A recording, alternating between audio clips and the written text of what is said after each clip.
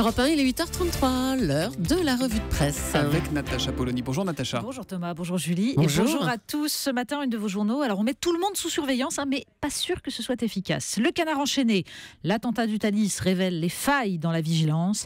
Les services de sécurité ont les caténaires à vif. Libération entre les mailles du fichier. Mais on surveille aussi l'état de la bourse. Le Monde, le krach boursier met le régime chinois à l'épreuve.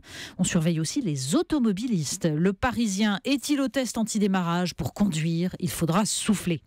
Bon, et puis il y a le MEDEF qui surveille le gouvernement, l'opinion. Pierre Gattaz, il reste 6 mois pour réformer. Sinon, c'est la rentrée, il y a des marronniers dans les cours d'école et la presse hebdomadaire innove. L'Express, spécial immobilier 2015, c'est le moment, avec un petit bandeau juste au-dessus, le dictionnaire des francs-maçons. On commence avec le mot à la mode, ces jours-ci, les héros, l'héroïsme. Mais oui, c'est un petit article dans les pages édito de Libération. Il est signé Luc Levaillant. Et le journaliste rappelle gentiment à l'ordre son propre journal. Alors, pour pas grand-chose, une simple histoire de guillemets. Mais ces guillemets nous racontent l'état d'esprit de tout un pays. Luc Levaillant s'agace d'avoir vu dans Libé des guillemets autour du mot héros à propos des jeunes Américains du Thalys. « Je suis désolé », écrit-il, mais il n'y a pas de relativisation ou de mots dédaigneuses qui tiennent. Ces types ont sauvé des centaines de vies. Alors il essaye d'analyser ces guillemets. La gauche, dit-il, a un problème avec l'héroïsme et je comprends sa difficulté. Ma gauche aime les perdants, c'est ce qui fait son charme. Elle préfère se pencher sur l'itinéraire des réprouvés sociaux et expliquer les raisons de leur dérive fanatique et religieuse, fanatique car religieuse.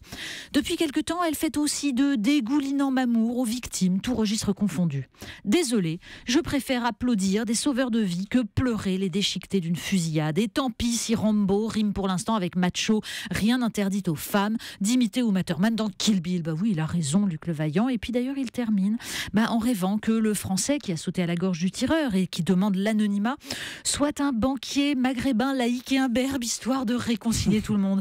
Ah oui, ce serait pas mal. Mais alors en attendant, on peut quand même peut-être se réconcilier tout de même. On pense à un autre, le franco-américain, Marc Mougagnon, qui est toujours à l'hôpital, qui a pris une balle. C'est lui qui a essayé de désarmer le premier, le terroriste présumé. On parle des migrants, Natacha. Oui, parce qu'on peut célébrer les héros sans pour autant détourner le regard des miséreux. Et Dieu sait que la presse nous rappelle tous les jours ses responsabilités que l'Europe n'assume pas du tout. Le Figaro, Le Monde reviennent sur ces milliers d'hommes et de femmes qui déferlent dans les Balkans.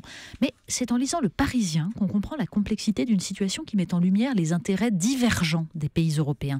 Le journal nous apprend que les patrons allemands se réjouissent de l'accueil cette année de 800 000 migrants qui viendront compenser la démographie dramatique du pays.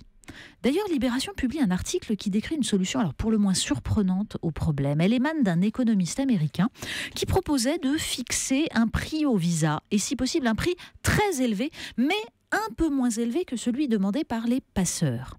Ainsi, on assèche les réseaux et l'on attire la jeunesse la mieux formée. Ah oui, alors on est très loin, bien sûr, des préoccupations humanitaires, comme d'ailleurs de toute réflexion sur l'équilibre des sociétés. Mais la presse nous offre un autre regard aussi sur le sujet, en ce jour de sortie du film de Jacques Audiard, 10 Pannes, couronné à Cannes. Si le film essuie les critiques de Libération ou du Parisien, Le Monde nous offre un portrait magnifique de l'acteur principal, Anthony Tassan, Jesús Tassan, qui écrit inlassablement dans des livres ces 1000 vies qui l'ont mené du Sri Lanka en guerre jusqu'au marchand de sommeil de la banlieue parisienne.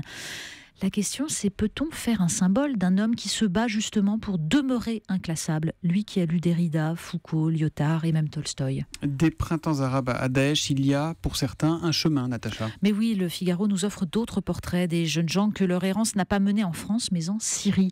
Des jeunes Égyptiens qui ont cru très très fort en ces printemps arabes, qui y ont participé.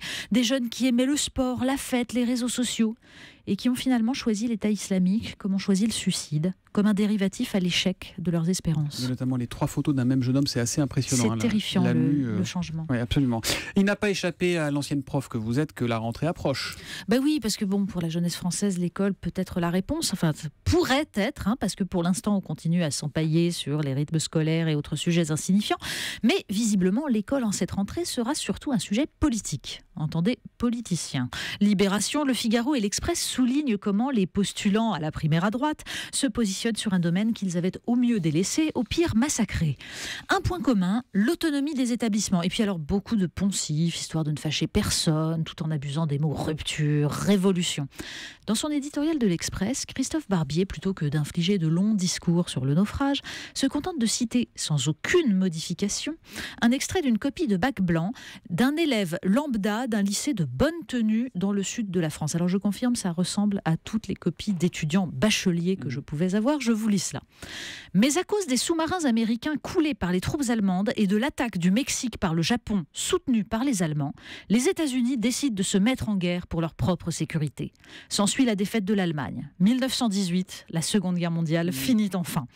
Dû au fait que l'URSS ait violé, EST, le traité de Yalta, entre parenthèses 1914, les États-Unis décident de se mettre en guerre contre cet État. La suppression du communisme se fera par le Japon. Bombardement, Hiroshima et Nagasaki.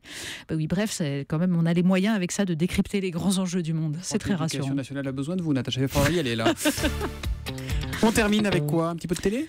Oui, parce qu'il n'y a pas que à l'école que le niveau baisse. Mais en fait, il n'était déjà pas très élevé il y a 20 ans. Le Parisien nous incite à regarder TMC ce soir et surtout en famille. Parce qu'au programme, il y a un documentaire sur ces émissions qui faisaient un succès il y a 20 ans. Il n'y a que La Vérité qui compte, Hélène et les garçons, Les Guignols de l'info. Oui, c'était un succès à l'époque. Tout le monde en parle. Ou Ciel mon mardi. Voilà, un documentaire où vos enfants apprendront, par exemple, que les gardes du corps d'Hélène trouvaient plus facile de s'occuper de la sécurité de Madonna que de conduire les fans en furie de la star d'AB Productions. Ne demandez pas qui est Hélène, s'il vous plaît. Hélène. La télévision met en scène le vide pour nous prouver qu'elle a progressé en la matière.